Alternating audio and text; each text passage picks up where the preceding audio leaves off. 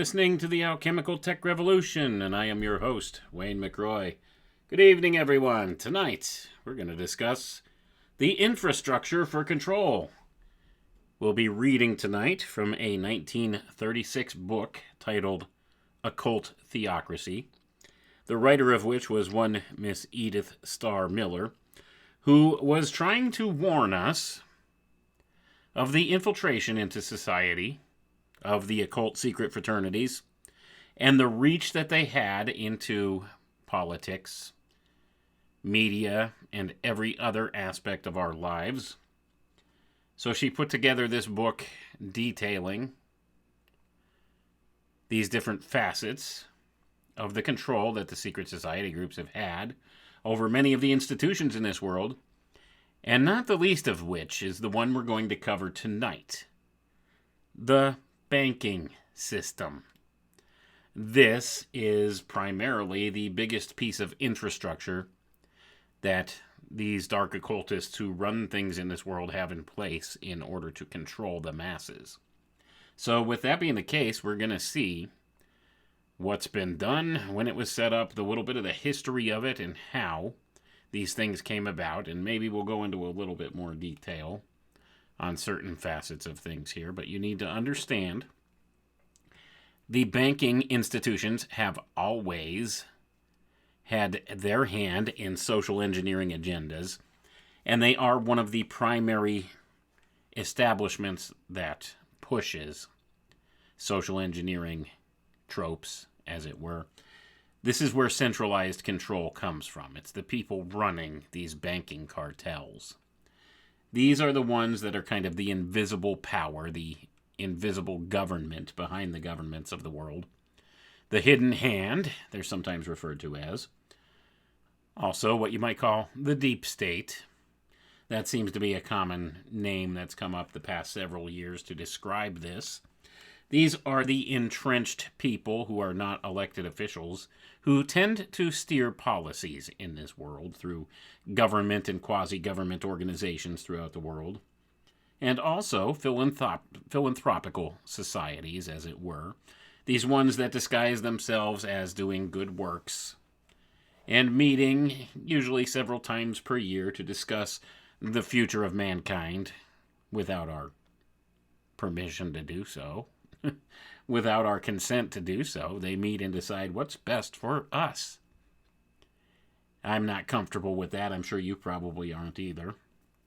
Places like the World Economic Forum and places like this, organizations like this, tie hand in hand with the banking cartels, because you better bet your bottom dollar that the big banking establishment has members sitting in place in very important positions within these philanthropic organizations that make policy decisions, and also within various boards of government and quasi-government institutions as well. So when it comes down to brass tacks, these are largely the centralized hubs from which social engineering controls snap into place. From the banking cartels, from the banking system, those behind the banking system. And as we've discussed many times before, it always ties back to occult origins, back in the mystery school teachings and the secret society groups. So that being the case, let's get into the reading here. And we're going to start in a portion here called The International Bank. The International Bank, founded in 1930.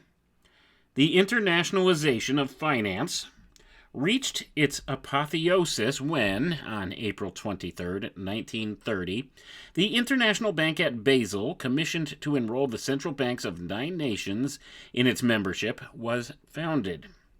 As for the delegates from the different countries attending the meeting, their names signify little, for owing to the speed and unanimity with which official appointments were made, it is evident that they were all instructed, or in other words, pledged, to obey orders. By whom were the orders given? History may answer that question someday. I'm going to pause for a moment here, folks. I don't think history has really done so as yet. to be fair. Remember, this was written in 1936 as a warning to the world, and some of the things written in this book are very profound even today when we look back and see what's happened since then. So they're talking about the foundation of the Bank of International Settlements, as we know it, in Basel, Switzerland. This is one of the centralized hubs through which the central banking groups work. And this was largely established to give punitive damages to Germany for its role in World War I. And I think we all know what happened as a result of these sanctions and stuff placed against Germany, how they were forced to pay back reparations for things done during World War I. And this, of course, led to various policies within the German country that led to the control of Nazism and the rise of Nazi policies throughout Germany, and of course, the escalation into World War II. So we see the central banks, once again, they had a role in shaping the future, as it were, in this regards. And we could look at this book written in 1936 and see that didn't happen until after the fact here. World War II was a direct result of the interference of the banking cartels, forcing the German people to pay reparations to other countries. And this was the main role of the Bank of International Settlements. This is what it was formed to do. So keep that in mind and understand this led to some very catastrophic things, set forward a chain reaction of events that led up to World War II. Now then you have to ask the question, did this all happen organically? Was it quite by accident, or was it orchestrated? I would fall under the camp that says it was all orchestrated. I think they very well knew what they were up to. In forming an organization like this, they knew what they were doing. And I think they had some pre-planning involved with the events of World War II to some degree or another here. And the problem is, we only view this through the lens of revisionist history. We don't have any direct access to what really happened during that era. Most of the greatest generation, as they came to be known, have died off now. But if you've ever talked to your grandparents and you're of my age, many of them remembered World War II and would tell you things about those times that you wouldn't read about in a textbook or hear about on a television documentary.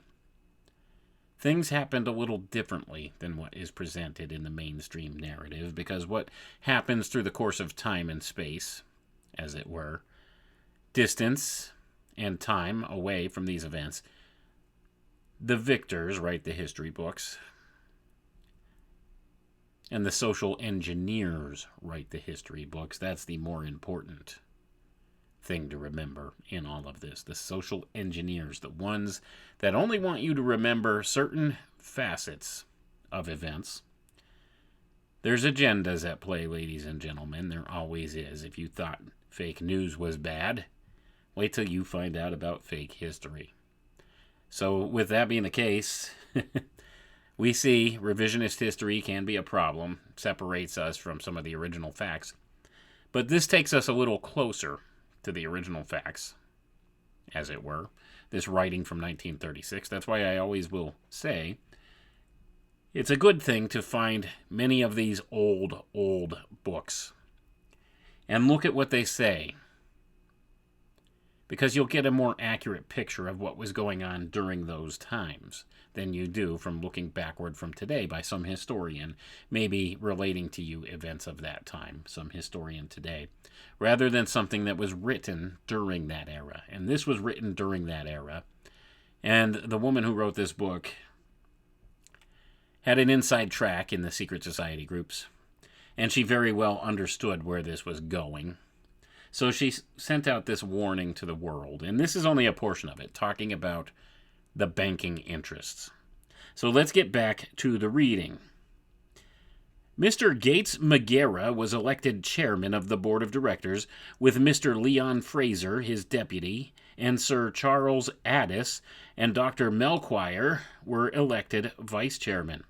The significance of this international institution was commented upon in an article entitled Mammon Being Enthroned by Arthurian in the Referee, dated Sunday, April 13th, 1930, in the following terms, which, while constituting a warning to the English people, is actually an appeal to the people of the world. I'm going to pause for a second here, folks.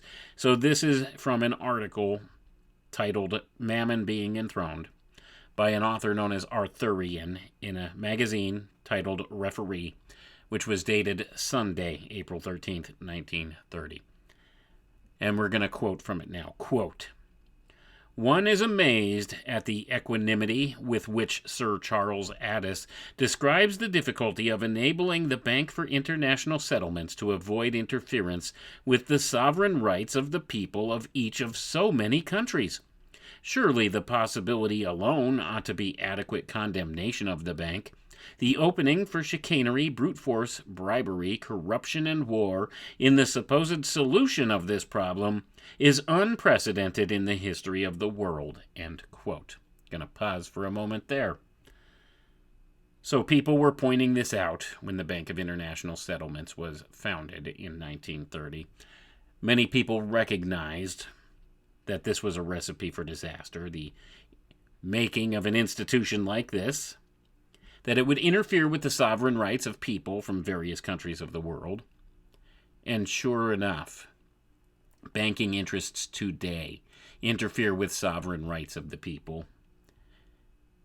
Who do you think the government, the United States government, owes all this money to?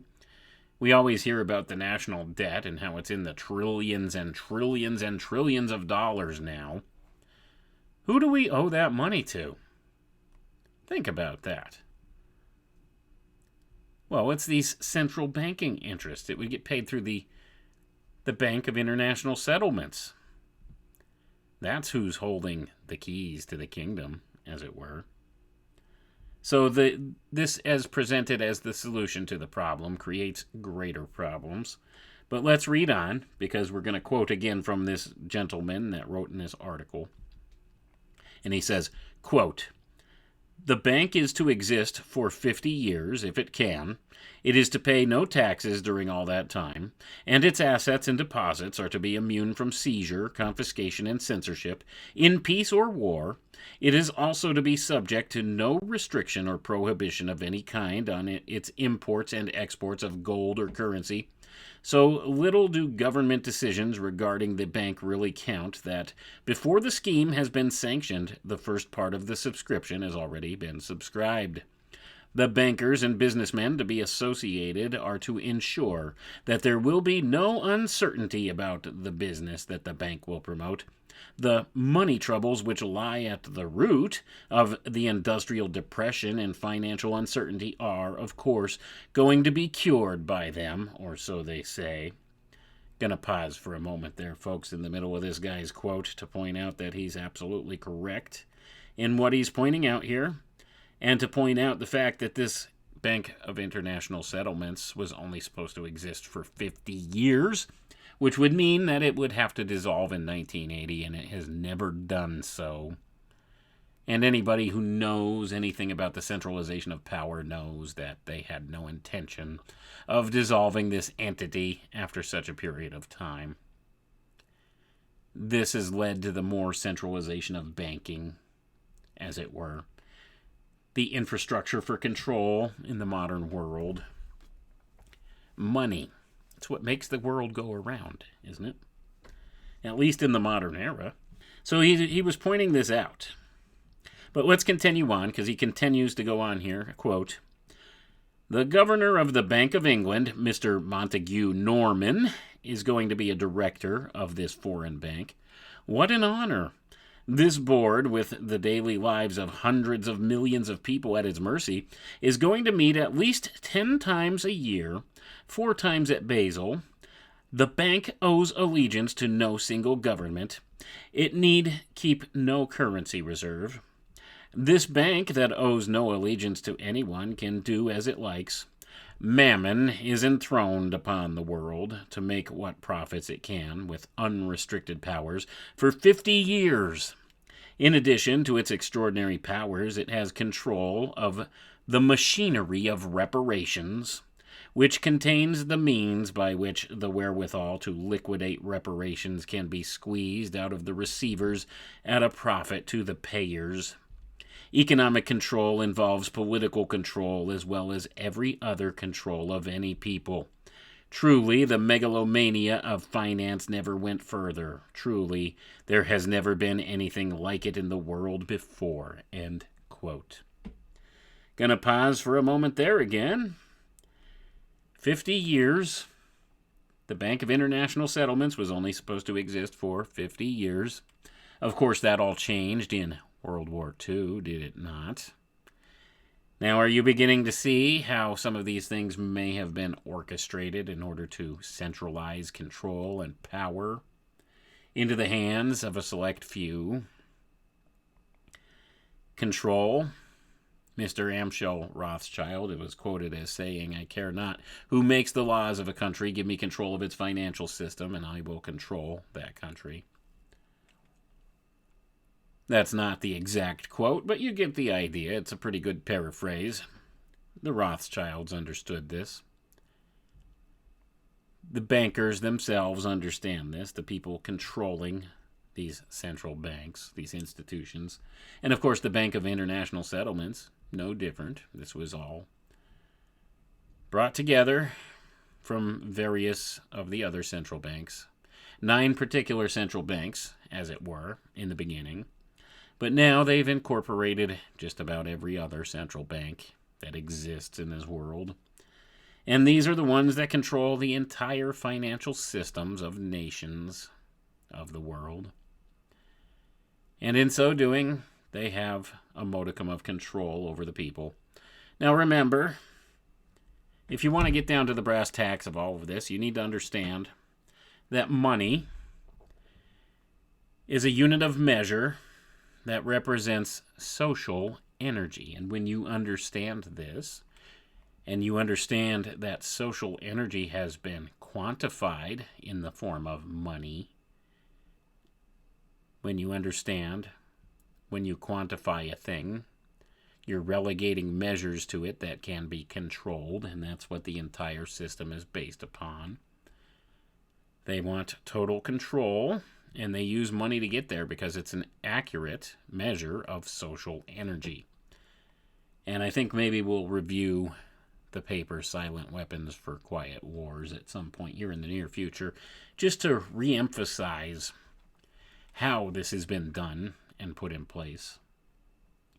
But that's a subject for another evening here, as it were. But let's continue reading here. Now, this gentleman also goes on to be quoted some more here. So he says again, quote, "People of England, remember how the stranglehold of the Rank of England on all the other banks, on all the other financial houses, upon every business and upon every home and family has grown from the comparatively negligible sum of £1.2 million of similar credit free of interest and the usufruct thereof. This new usufruct will be the impoverishment, debasement, extinction, and disintegration of all that the masses of this country care for, and the certain decline and fall and redistribution into foreign hands of the British Empire." End quote. Going to pause for a moment there.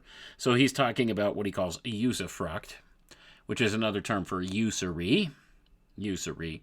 So this is introducing the idea of interest rates into the mix here, usury, which was considered a sin in Old Testament terms, going back, usury. And what this represents is you lend people money and then they have to pay you back more than they borrowed.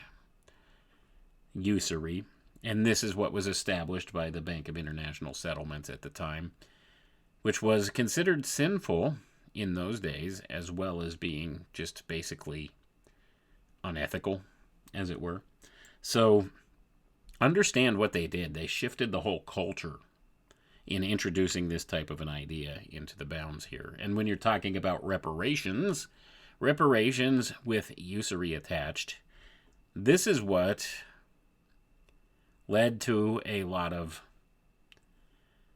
unpleasant things in Germany at the time and gave rise to the ideas that underlied World War II and brought World War II about from the German point of view. So when you understand this, this was a recipe for disaster. This was a recipe for contention to begin with. And we see similar things always happening today because the old tricks are the best tricks, aren't they? And this is what they do ad nauseum throughout all the world.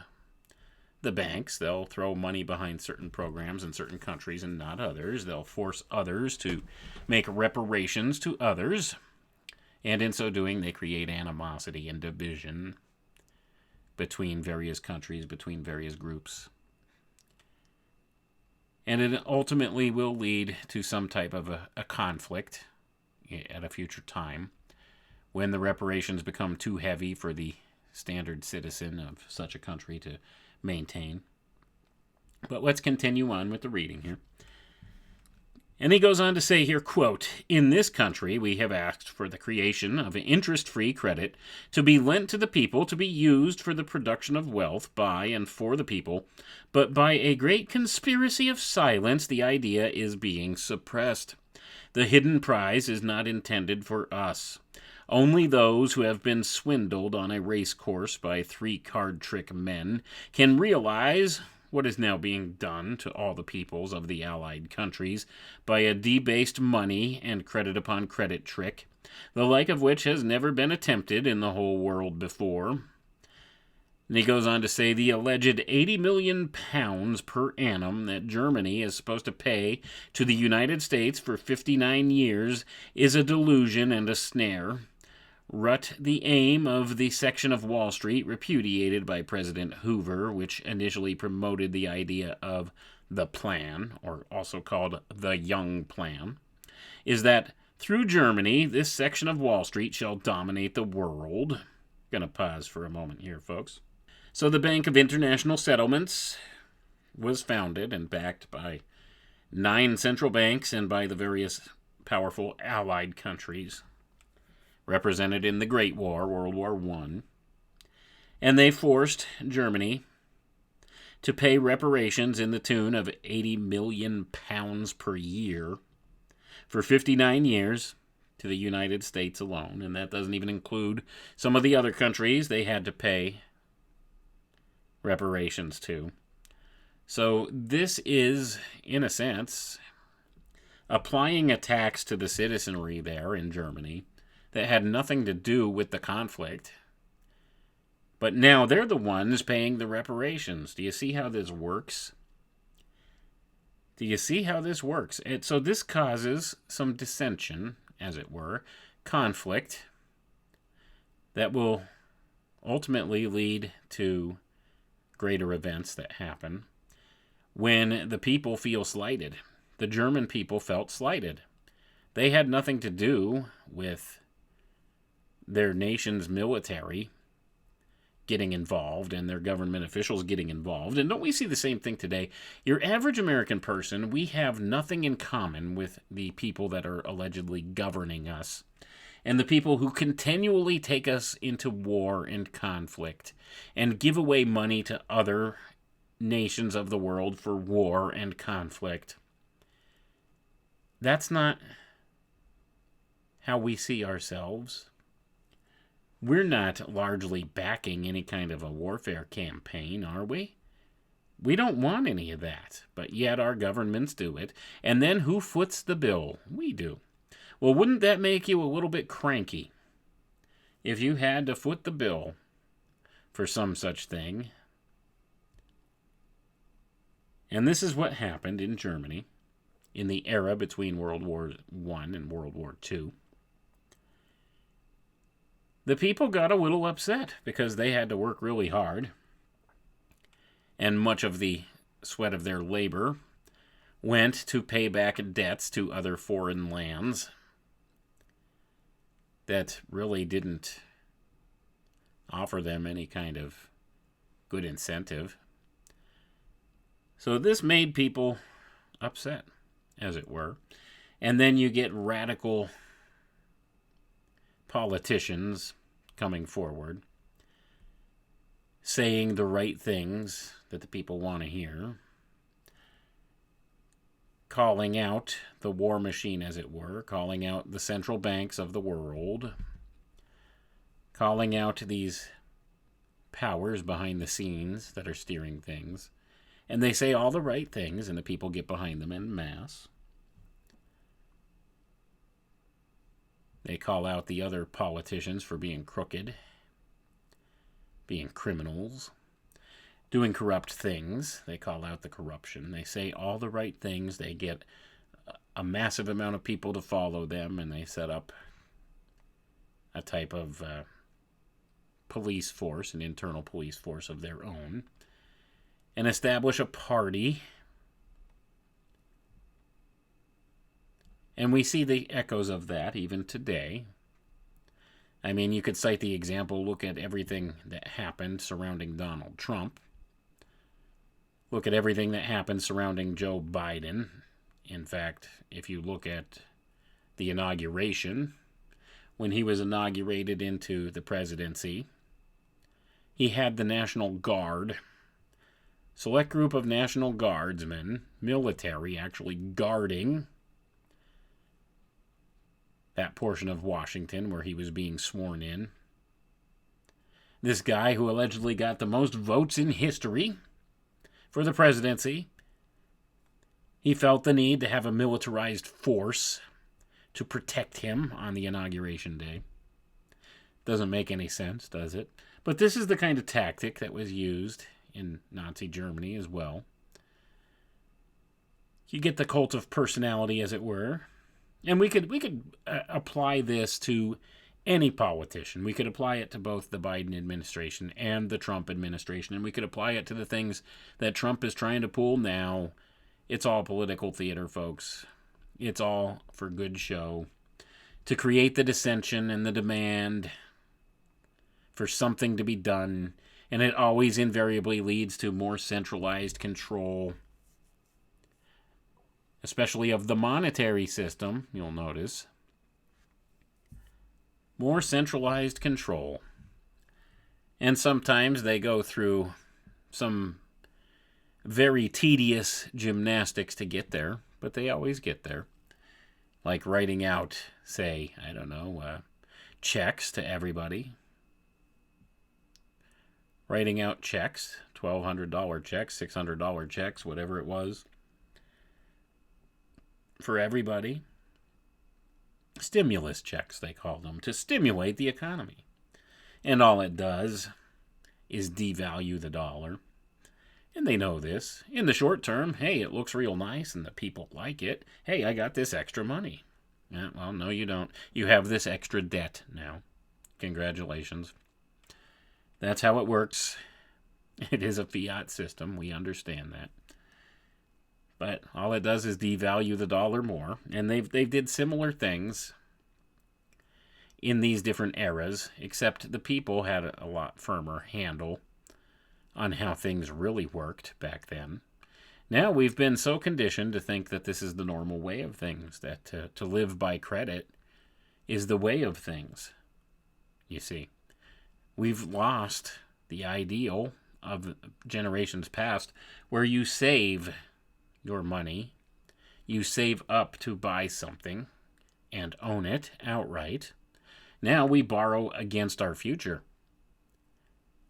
And this is the problem, and this is what the central banks have instituted in this world. We're borrowing against the future constantly. And at some point, it comes time to pay the piper, as it were. And that is most definitely an allegory relating to the myth of Pan, paying the piper, because we're entering that time, this shift over between the ages, as it were. And this is what they want to institute. So, in so doing, they've managed to capture a hold of the greatest tool for controlling people that ever was, central banking. The banking system, issuing credit to people. And in so doing, they've made us wage slaves in the modern era. No doubt about it. But let's continue reading here. So after having quoted that gentleman, the author of this book, Miss Edith Starr Miller, comes to a conclusion. She says conclusion. And she refers back to the rest of the book as well, pointing to the occult fraternities controlling these things. The foregoing pages have had for object to show how, whether open or secret, a great many societies, Masonic and non-Masonic, of good or evil intent, seem to function towards the same goal under centralized leadership. This book claims to be an endeavor to prove that.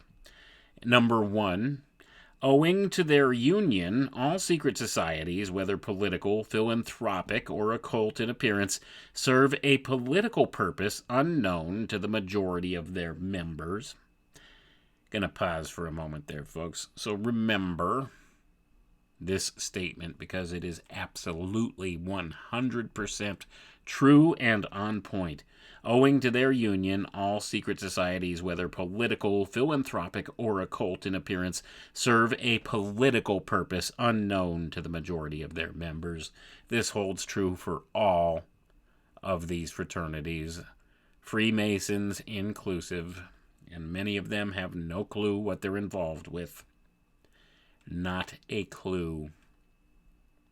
So there's always an underlying political purpose behind the things that these organizations do. So let's move on to the second point here. She says, number 2, the power wielded by such societies is real and its character is international.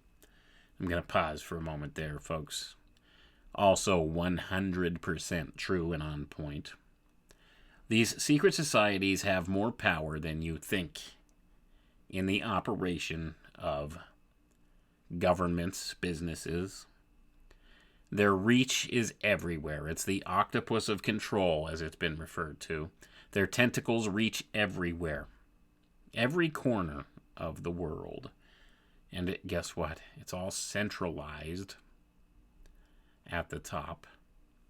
There's very few players involved at the top that really steer and direct and guide and make decisions in this world and push agendas and set policies. And it's all to benefit themselves.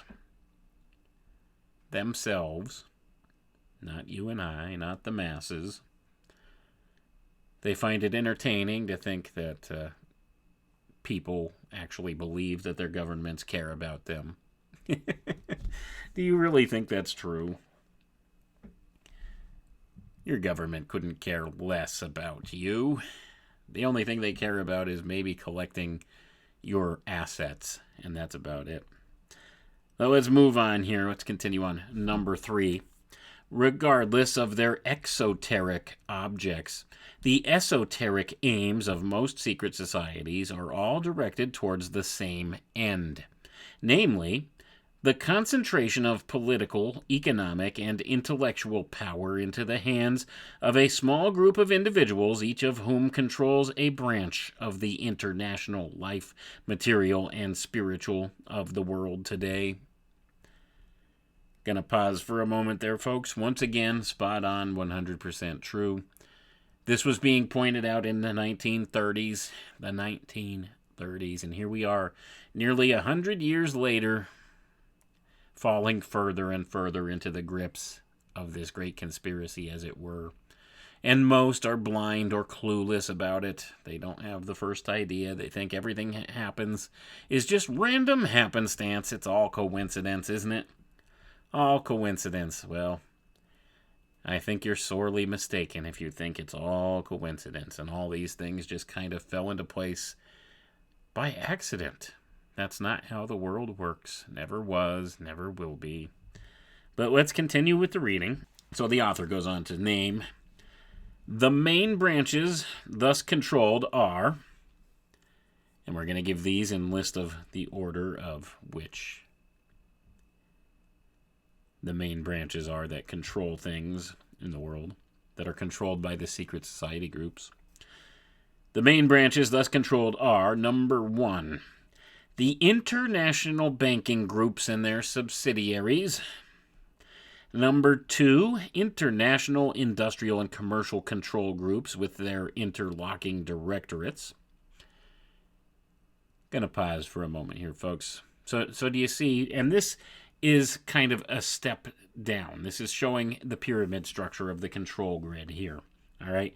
Starts with the central banks, the international banking groups. Then it moves down to international industrial and commercial control groups with their interlocking directorates. This would be international corporations. And then we're going to move down to the next step down. And this is an important one. Number 3, education, art, literature, science, and religion as vehicles of intellectual and moral perversion. I'm going to pause for a moment right there, folks.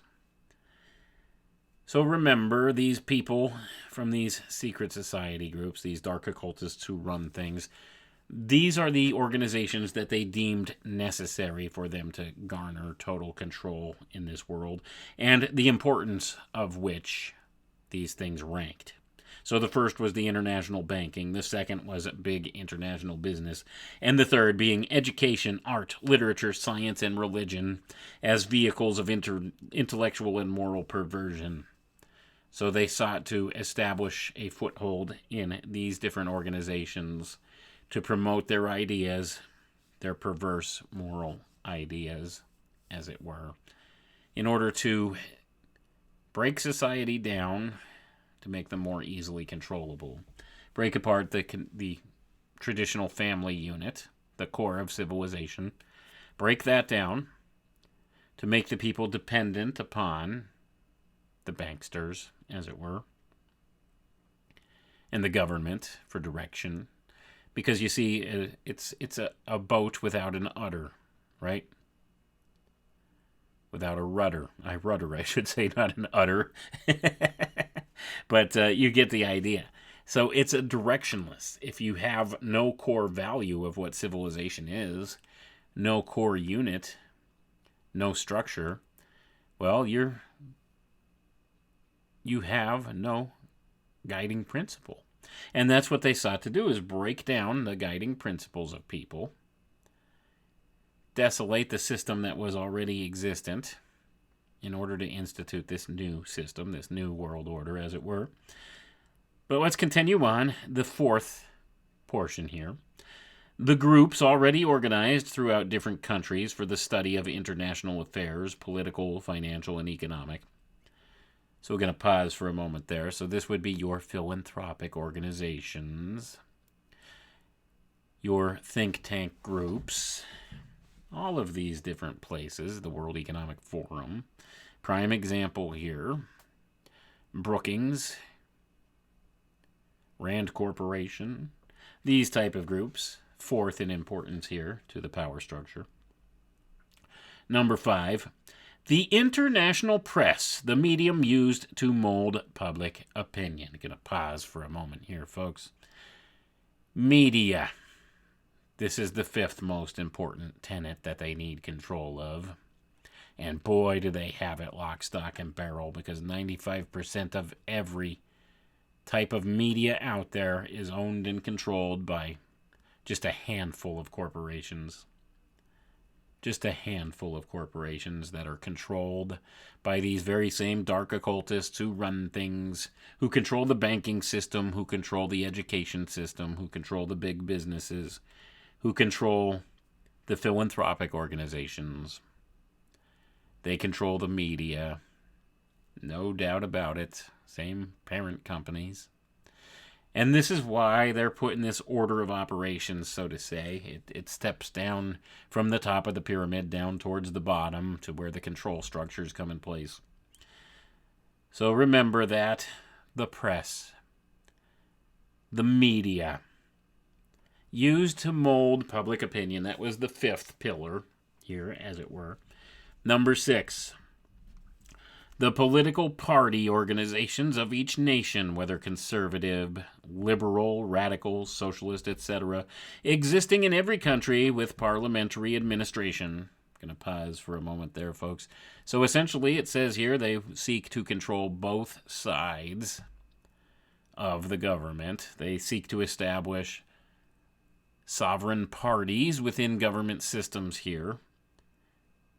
Doesn't matter what kind they are. They control the conservatives. They control the liberals. They control Republicans and Democrats. They're all in the same wheelhouse. They all work towards the same goals. It's all political theater. Tell you this all the time. Here it is. It's in their blueprint here. This is what they seek to control. And this is only number 6. This is only the sixth most important facet for control here established. So we have all these other ones that kind of lead down into that thing. So when we're talking about electing government officials and whatnot, this is very low on the totem pole for control. Has very little value whatsoever. Very little influence on the things that happen in this world. Understand that. It's a joke. It's a joke that these dark occultists have played upon you to make you think that they laugh at this notion that you think that you can go out and vote and that you can actually change things through your vote, that you can maybe counter something you don't like that they're promoting with your vote. They laugh at you. You're a laughingstock if you think your vote counts towards anything. It really doesn't. Doesn't matter. Now, they may offer you some selections, but guess what? Any of those selections you're given are already controlled by them anyway, so it doesn't matter who you vote for. They have it lock, stock, and barrel already. You see. And it's very low on the power pyramid of where things need to get done. So changing political affiliations or changing up the players in government offices does very little. Does nothing at all. Nothing. It's just for show. It's to establish this type of hierarchy system for you. So you think you know who's controlling things. You think you know who you need to speak to or who to change out if you want things to really change. They make you think that, but it's not the case. You're just given pre-selected candidates that'll already serve the purposes of these dark occultists at the top of the power structure. The ones that really run things, the ones that steer and direct the international banks, the banking system at the topmost level. But let's continue on because we have one more, number 7 here. Internationally organized corruption, the white slave traffic, vice and drug rings, etc. So I'm going to pause for a moment there, folks. Crime, organized crime, gangs included, human trafficking, drug trafficking. Are you beginning to see the evil behind all of this? This isn't just maybe some really wealthy guys that decided, hey, we want to help humanity, and we think the best way we could do it is by combining forces and doing some good things. No. That's not what it is at all. Look at the things they've gotten their hands in. Look at the shape of the world today. Look at the corrupting principles that have taken over this world today. And understand, organized crime sits just below the politicians and the farce that is government, organized government and political parties. The organized crime sits at just the level below that. And it's through all of these various aspects of things that they control the masses. Through the use primarily of money, the system of money. And it's interesting how they shape and mold people's minds and opinions through the various facets that they do, on stepping on down this power pyramid of sorts. And this shows you how power is centralized, where it's centralized, and how it steps down and is disseminated out to the masses to steer the masses in certain ways. Even down to the point of they're talking about organized crime. Well, aren't we affected by crime? We most certainly are, especially when they try to use their media to make us fearful of this crime, which is largely promulgated by these same control groups.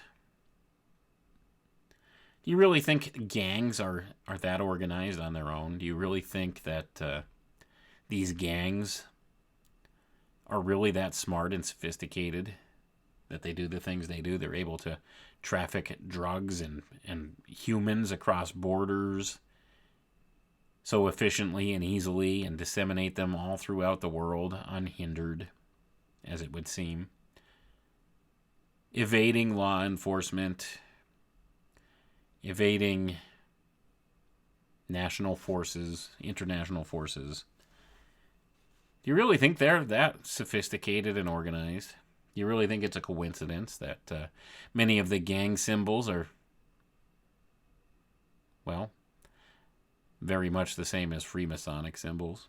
Do you think the initiation ceremonies are similar to the secret societies by accident? Just food for thought, folks. So even something like gangs, this is all controlled as well from this same centralized place. But let's continue reading. There's still a bit more to cover here. Any one of the branches above enumerated has innumerable ramifications, and the control of even the least of them cannot be obtained without money. Money, therefore, becomes one of the most powerful levers in the hands of men who form the controlling groups. Thus does research in the realm of finance become indispensable to the students bent upon tracing the real power behind universal control. This power, they will find, is wholly in the hands of international Jewish financiers. Gonna pause for a moment here, folks. So, the author here points to Jewish financiers. Of course, they're referring to families like the Rothschilds, who happen to be Jewish, but it's not all Jewish financiers. It's not just a faction of the Jewish people involved. It's not fair to paint them all with that same brush. But this is this author that we're reading from's opinion. Now, there are some very powerful people involved in this whole conspiracy, as it were, that are Jewish, yes. I will concede to that fact. But I wouldn't say that it's all of them, that it's completely in their hands. I don't think that's the case. But at any rate, let's go ahead and we'll continue reading here. Glancing at the body frame of all political organizations, do we not perceive that money is its main sinew? It would not sound preposterous to state that the electoral system is similar to that of auction, insomuch as it favors the highest bidder. In election campaigns, the successful candidate is not necessarily the most deserving or worthy of votes, but too frequently he who was able to buy the greater number of votes. Votes are captured by slogans, propaganda, and not unfrequently bribery. Only an infinitesimal percentage among them will ever strive to find out the power or powers behind the candidate and by whom he is, in effect, controlled. Going to pause for a moment here, folks. Once again, very true. Who backs this candidate? Who controls this candidate? Well, it's all the same people, regardless of party affiliation, regardless of what ineffectual promises they're going to make you. They're controlled. They don't get into a high political office without being controlled in some way. It's not how it works. Maybe local elections, maybe there's some legitimacy to those. But often what happens is if those who win local elections and control local things decide they want to move on to something grander, well, they get incorporated into the bigger system and also become corrupted into it, as it were. That's the way that it works. Sometimes you do have people with good intentions going to Washington or getting involved with more bigger platforms, political platforms, or some such thing. And when they do, they usually wind up getting sucked into the culture that is that group. And at some point, they get dirt on them. And in so doing, that makes them blackmailable, makes them controllable. And they'll do what their financiers want them to do, the ones that support their campaigns, their contributors, as it were. So we can see that there's truth in that statement. But let's continue reading. Yet the importance of such an investigation is both obvious and necessary, for it is a proven fact that candidates to Parliament in one country have sometimes been controlled by a man or group of men in another country inimical to their own. This is true, folks. If political control is international, it must be of necessity be subversive of patriotism. I'm going to pause for a moment here, folks. So understand, political candidates, they need to be subversive of patriotism. They need to do everything in their power to quench patriotism, because, you see, they want to have an internationalist state of mind. They don't need people being patriotic to their country or putting their own country's needs and desires first ahead of others. No, that's not at all what they need. But let's continue reading. If it holds in its power the reckless forces of socialism and communism, it must be subversive of social order and the promoter of revolution. Gonna pause for a moment here, folks. Socialism and communism, they must be subversive of social order and promote revolution. What do we see happening in the American public, in American society right now? We are at odds over everything. We have been politically divided in such a way that the tension is thick in the air right now. And we're on the precipice of revolution. Why? Well, that'll lead us into deeper socialism and communism, as it were. All by design. That's what the intention is. That's why they want to keep us at odds over things of no real importance, keep us divided on factors that shouldn't really matter to people. And if we were really intelligent and could see through the charade and the facade that they present to us in the news and in popular culture and in the entertainment, we would see that divisions by things like race and gender and all these things are nonsensical. But they keep this as the focus to keep us divided along these lines and infighting over things that don't really have any value, as it were. Things that shouldn't be an issue at all, they turn into an issue, and they make it a prime issue. And we fight back and forth over this while they institute their controls even more and push their agendas even further along. But let's continue reading here. If spiritual control is anti-Christian, Gnostic and occult, it must be subversive of Christianity and religion. If it directs vice rings of all kinds, it must aim at the destruction of the moral, intellectual, and physical strength of the human race. Gonna pause for a moment here, folks, and this is one of the more profound thoughts presented in this book.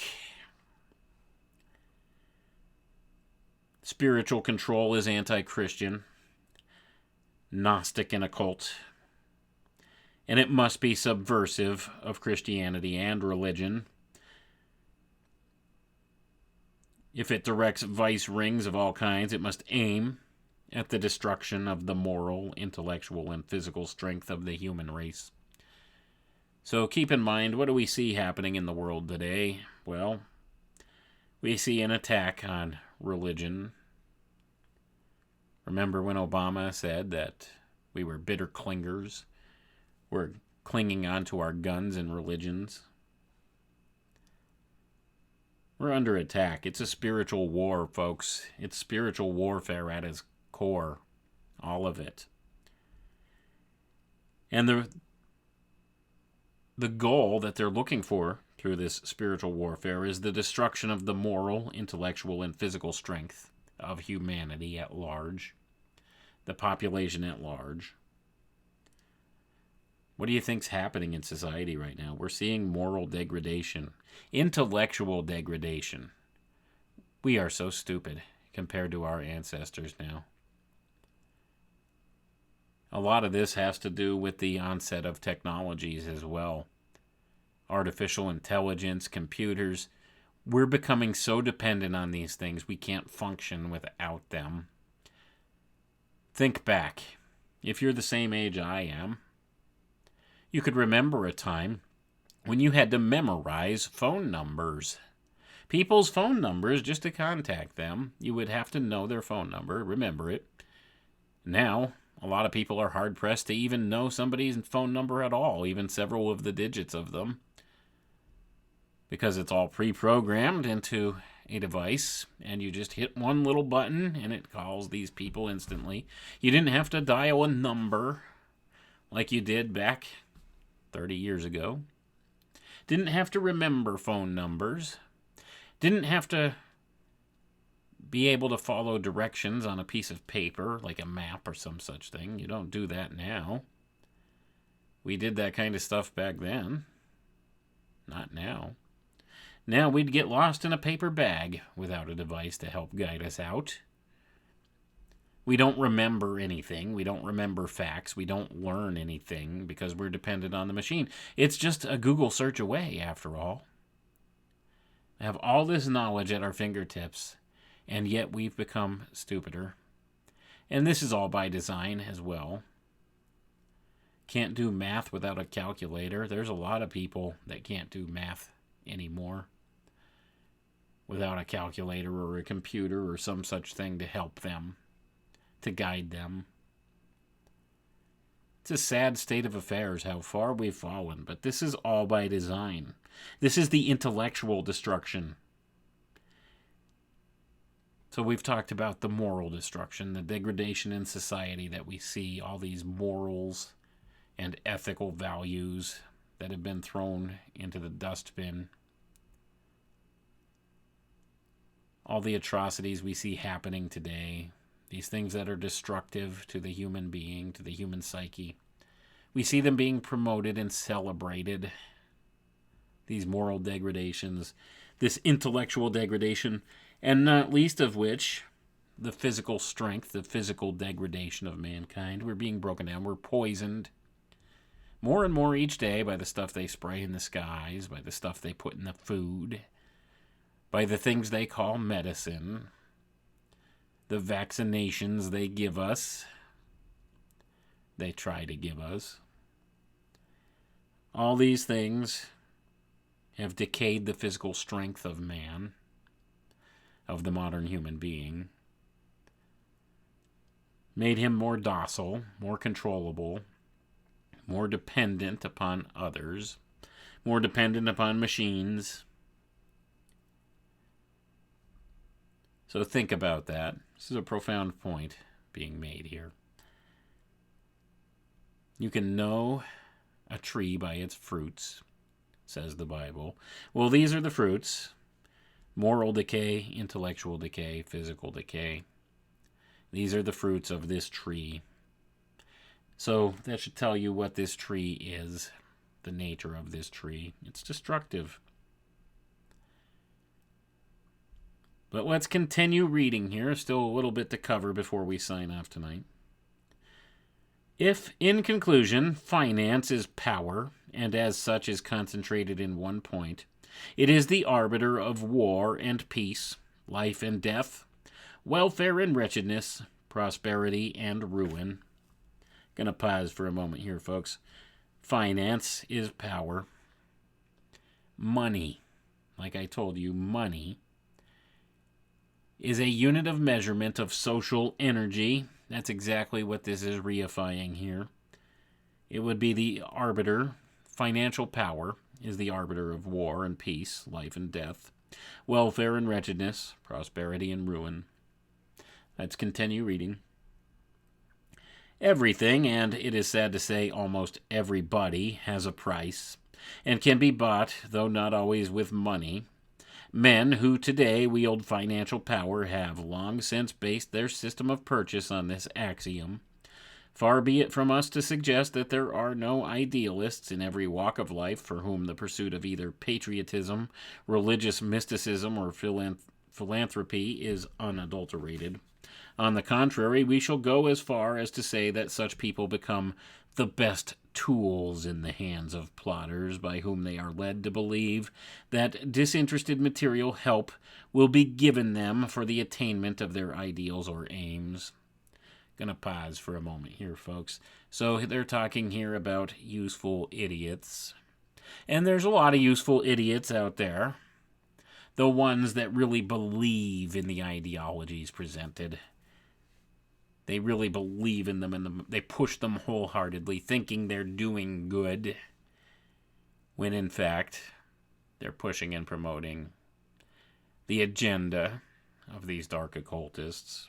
Unbeknownst to them, they really sincerely think they're doing the right thing. Did we not see this across the board in the entire medical community over the course of the past 3 years with this situation that's been rolled out on humanity?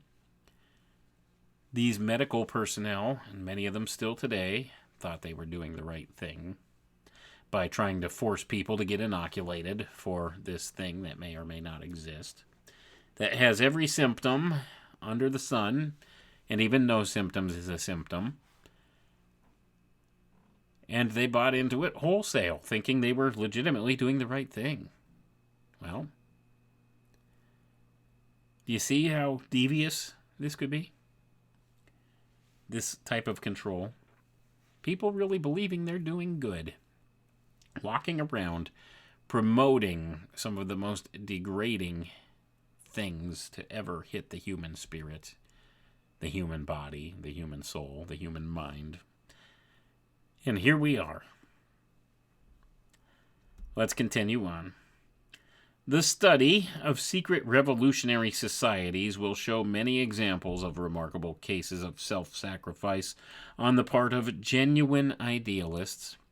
Subversives of either religious, social, and political order have ever known how to make use of such people by instilling into them the super-religion of the secret. It is against this secret that the fight should be waged.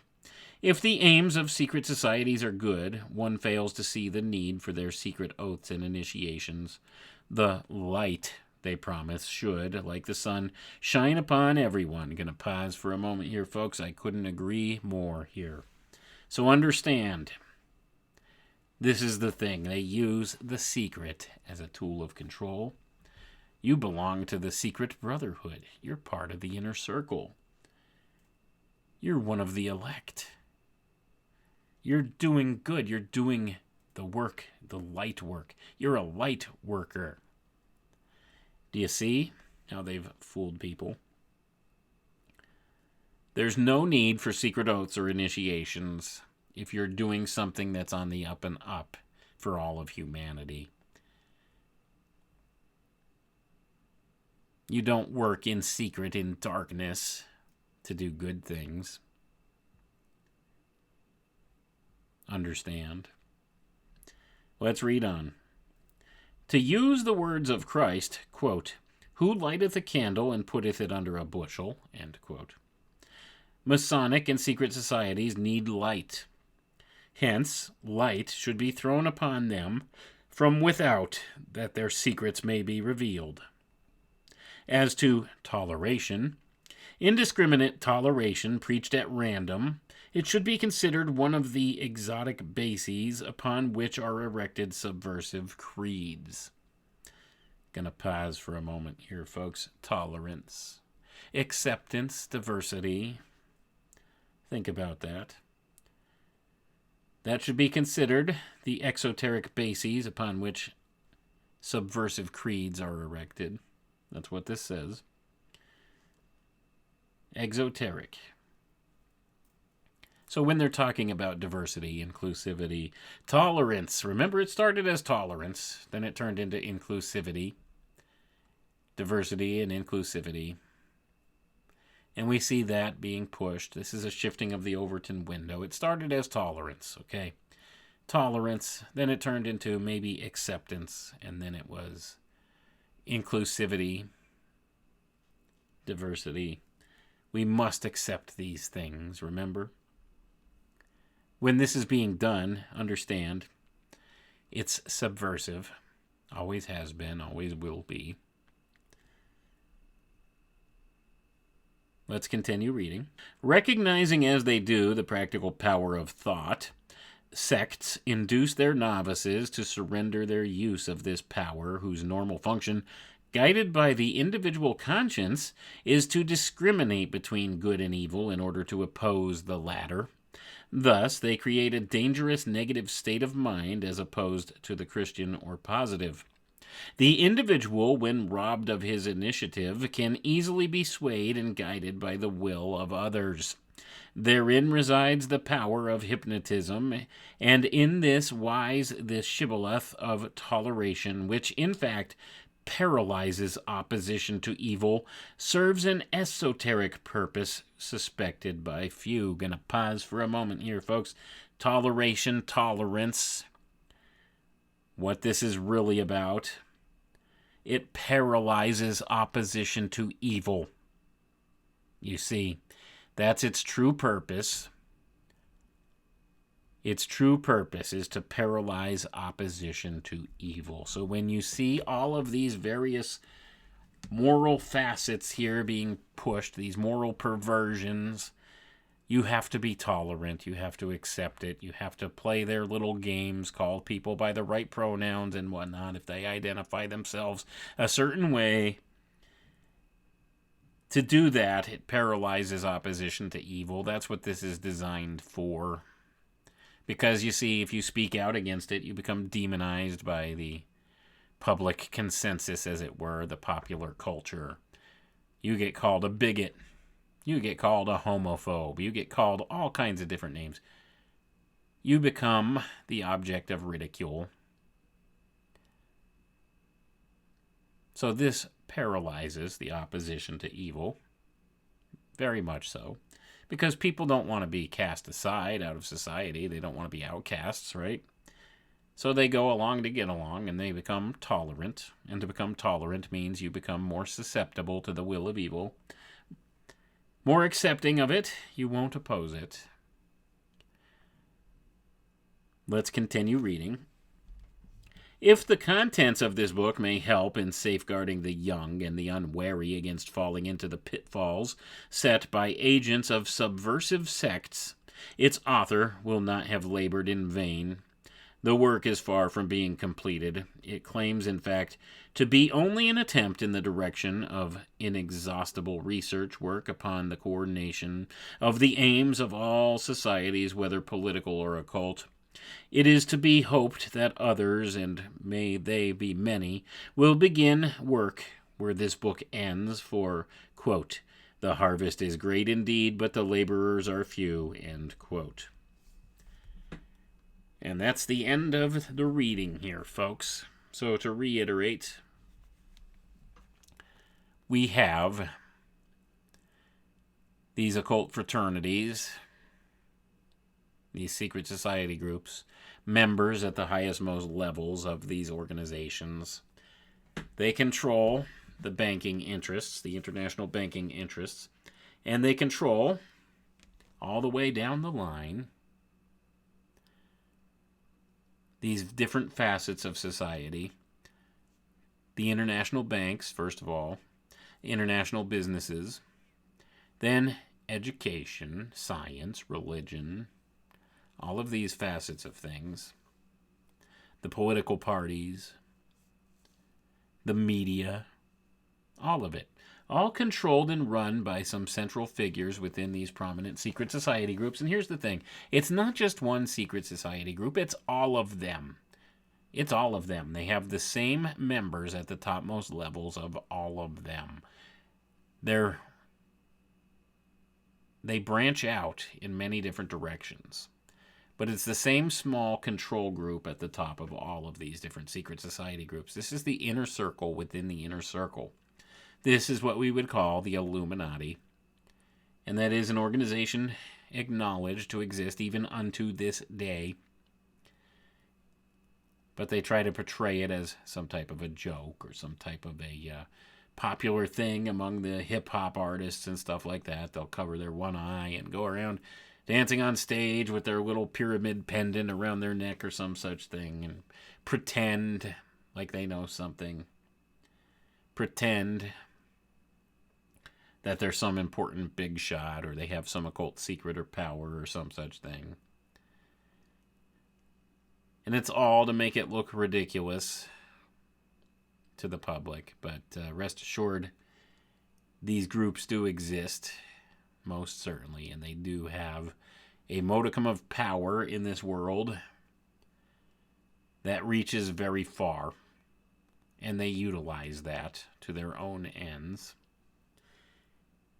It's a very small group, and the primary tool for control they use in the modern era is money, a measure of social energy.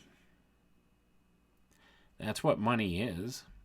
It's a measure of social energy. Thus, it was imperative that they set up these centralized banks and control financial systems, because to do that, they control people. What do you think economists do? Have you ever thought about what's the job of an economist? Sounds like a very boring job, doesn't it? Like crunching numbers all day and looking at money and investments and all of this kind of thing. That's what you think they do. Economists are social engineers, folks. Social engineers. Go and look at any notable economist that you can find in the world today. Look at what their degrees, their college degrees are in. Their primary will always be economics, of course. But they always have secondary degrees that go with these, you'll notice. Often in the social sciences, psychology, sociology, these kinds of things. They're social engineers. That's what economists do. They engineer societies. Money's just the measure that they use to do so. Because you see, we've covered on this program before, and I can't emphasize this enough. Cybernetics methodologies, and that is actually what has been applied to economics as a field of study. Cybernetics methodologies. If you can quantify a thing, you can control it. And that's what they seek to do. It's controlling social energy. Therefore, money is a unit of social energy. And they come up with various ways to quantify the value of a dollar, as it were, to use an example. And in so doing, they could control social energy. They could direct people in different directions to do different things that they want. Pretty much at the touch of a button on a computer these days. If they want to change your spending habits, they can do so. Can they not? Look at the inflation that we see today, this rampant inflation. Well, this is a hidden tax. So now we're paying more for things. So this affects your buying patterns, doesn't it? It affects the way you behave. It affects the things you do. It probably affects the way you eat. Probably affects the way you utilize medicine or medical care. Doesn't it? Probably affects your travel, where you go. Think about that. It's a measure of control. It's a unit for control.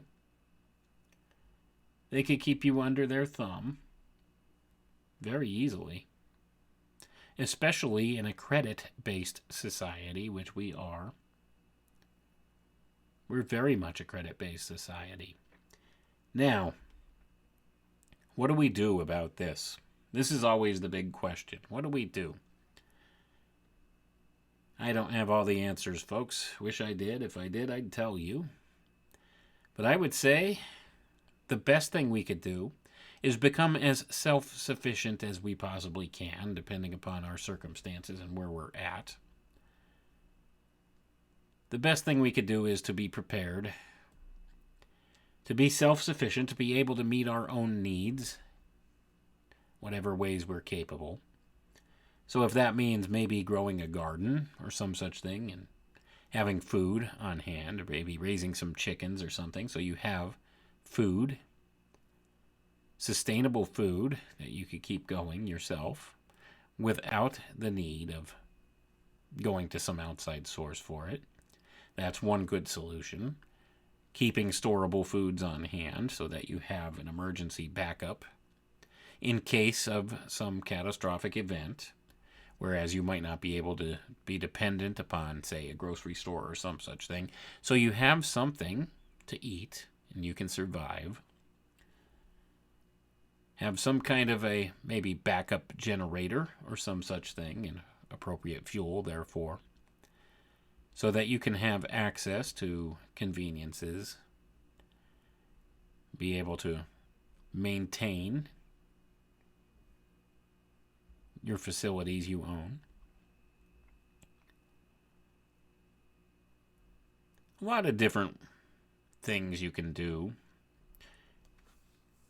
It simply comes down to being prepared, being self-sufficient to some degree or another, being able to survive without needing some outside source to acquire your goods.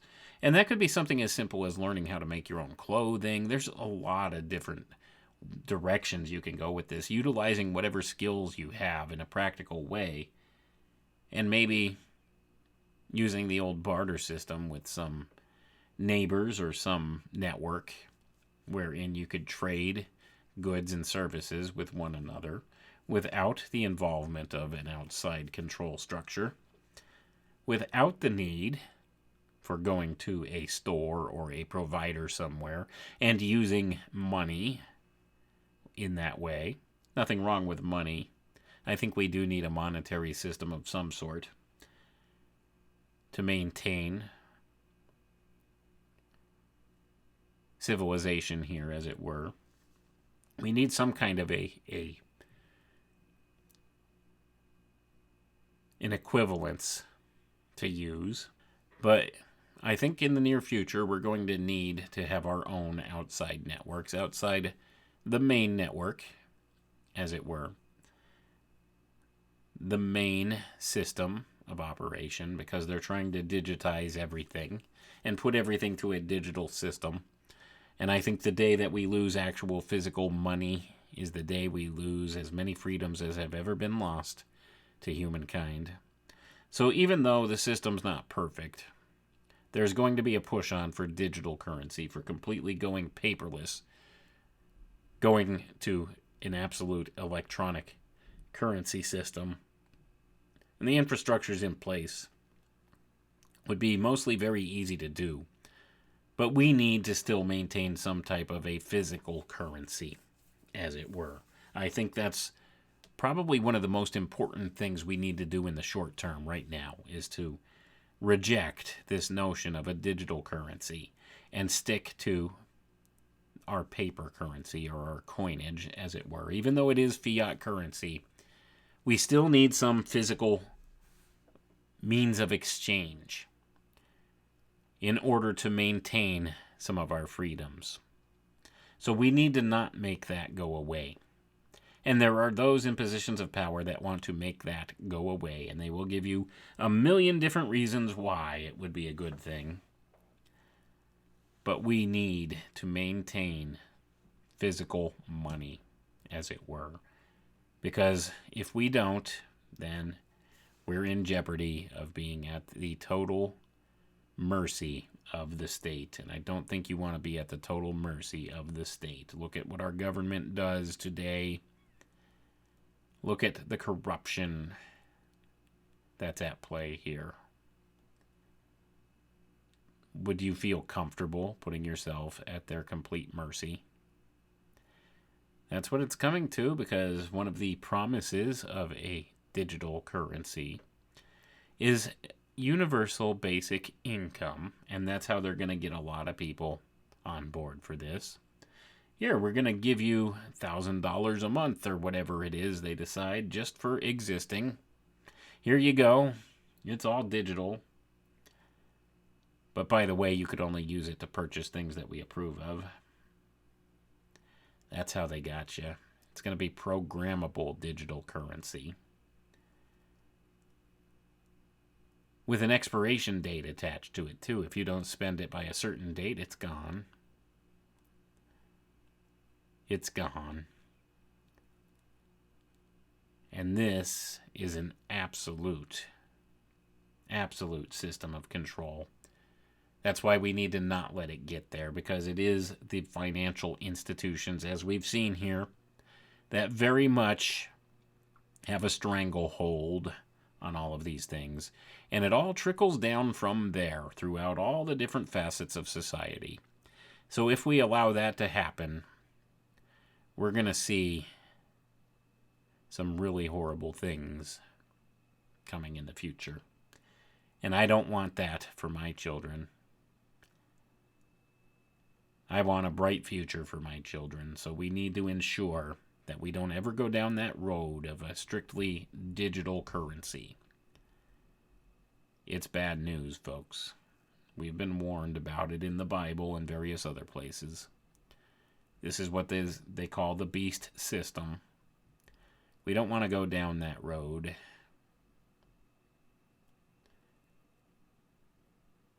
I think we could put a stop to it if we reject the idea. That's all that we have to do, is reject that idea and stick with a physical currency. Use a physical currency rather than a digital currency. That's why it's important that you support small businesses and pay cash. Pay cash. These simple things might be enough to stave off some really wicked things in the future. And we need to start with that, because you see, it is the financial system from which it all trickles down, as we've seen. These dark occultists at the top of the power structure, that's how they cement their control, is through the money system. So if we speak with our dollars, and we speak with our habits of how and where and with what currency we exchange, then we could reject their system and their house of cards falls. So don't give in. Don't buy into the digital currency nonsense. Stick with cash where and when you can. Stick with small businesses, local businesses. Support them with cash. This is how we fight off part of this coming encroaching system. Just one small step. Like I said, I don't have all the answers, but these are some common sense things we could do in order to ensure that we have a better future than what these controllers have in mind for us. So keep that in mind. It all starts at the top with the banking system. The Bank of International Settlements at the core thereof. This organization is controlled by some of these dark occultists who run things through their various agents that they have throughout these organizations. And this is how they institute top-down control through society, as we've seen in the step pattern, as it were, listed in this book written in 1936, warning us of these things to come. And now we're seeing them come to fruition in front of our eyes. And we know what's been done. We know where it's coming from. So we need to now more than ever reject these ideas. Reject these types of controls placed on mankind. Do you want to be free? Or do you want somebody else to dictate to you what you can and cannot do? This is the question we need to ask. Do you want some semblance of freedom? Or do you want to be a total slave? And that's the crossroads that we stand at today. And we know that these people are doing this, these dark occultists at the top, with top-down control, and it is a spiritual battle. And the best thing we could do is recognize that it's a spiritual battle. Stand our ground spiritually, morally, intellectually. And point out these things to people. Let the people know this is going on.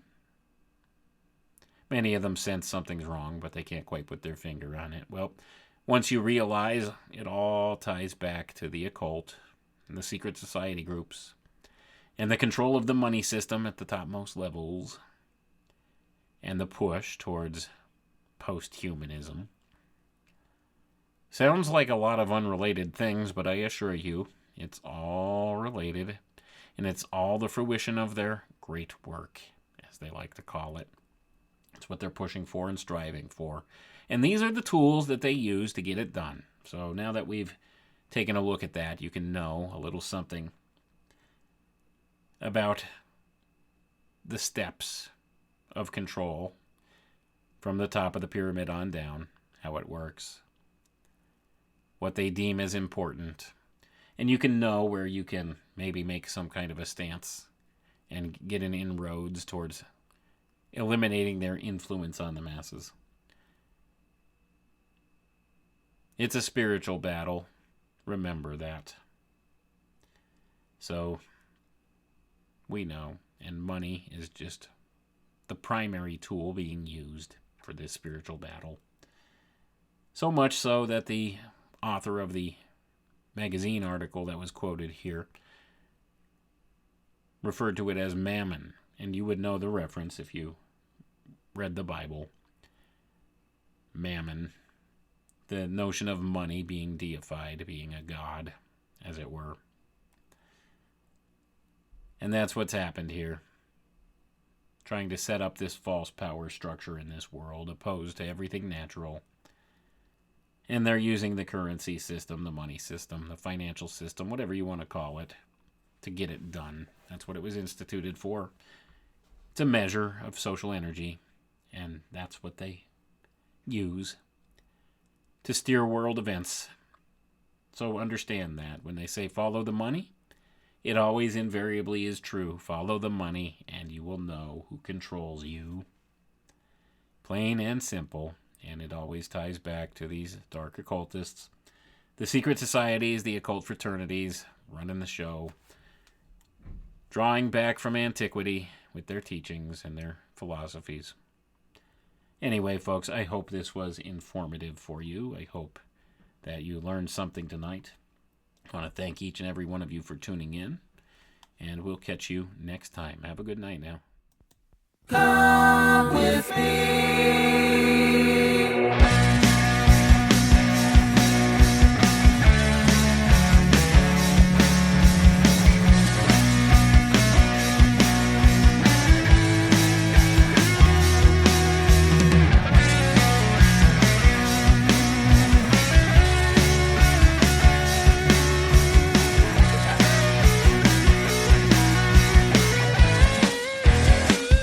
Got something to say.